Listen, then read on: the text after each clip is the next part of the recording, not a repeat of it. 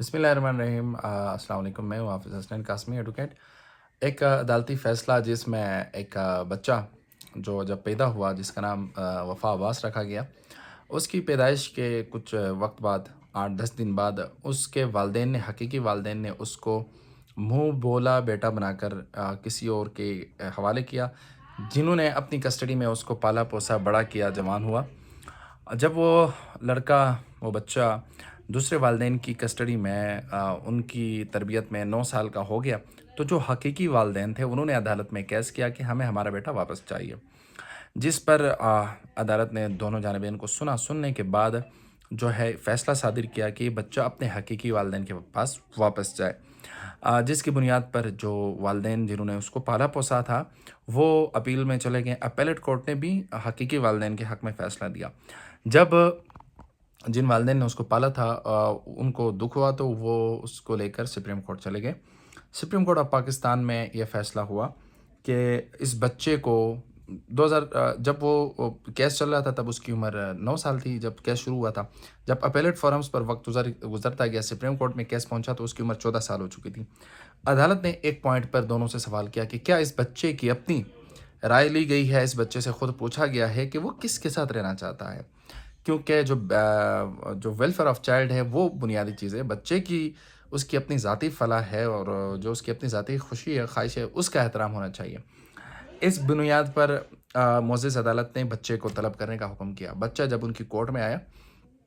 عدالت میں حاضر ہوا، تو عدالت نے بچے سے سوال کیا کہ آپ کس کے ساتھ جانا زیادہ اچھا اور مناسب سمجھتے ہیں، تو بچے نے کہا کہ جو میرے حقیقی والدین اب دعویٰ کر رہے ہیں کہ مجھے ان کے ساتھ واپس جانا چاہیے، اگر میں ان کے لیے قیمتی ہوتا تو کیا مجھے 10 دن کی ایج میں کسی دوسرے کے حوالے کیوں کرتے۔ اب ان جن کو حوالے کیا گیا، ان والدین نے مجھے پالا ہے، پوسا ہے، بڑا کیا ہے، میری تربیت کی ہے، میرے اسکول کے اخراجات، میری زندگی کے جتنے بھی معاملات ہیں انہوں نے چلائے ہیں، اب میں ان کو چھوڑ کر کہیں نہیں جا سکتا۔ اور دوسری بات یہ تھی، بچے نے کہا کہ جو میرے حقیقی والدین ہیں، میرے والد صاحب نے ایک کے علاوہ دوسری بھی شادی کی ہے، یعنی اس گھر میں میری ماں کے علاوہ ایک اور ماں بھی ہے، تو ان کے بچوں کے ساتھ اور اپنے جو بہن بھائی میرے بعد جو پیدا ہوئے ان کے ساتھ میں اب گل مل نہیں سکتا،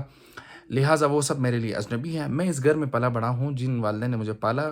اس کی جو 6 بیٹیاں ہیں وہ میری حقیقی 6 بہنوں کی طرح میرے ساتھ رہی ہیں اور انہوں نے مجھے رسپیکٹ دی ہے، میں نے ان کی رسپیکٹ کی ہے، لہٰذا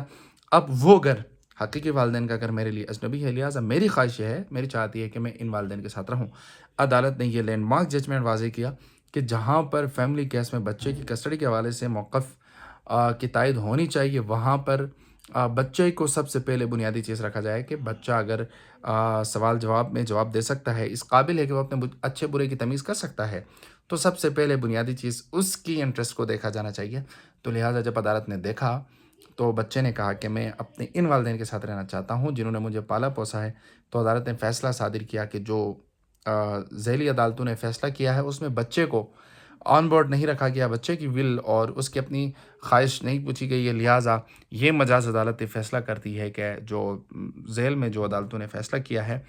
اس کو ہم سیٹیسفائڈ کرتے ہیں، اور عدالت یہ حکم کرتی ہے کہ بچے کو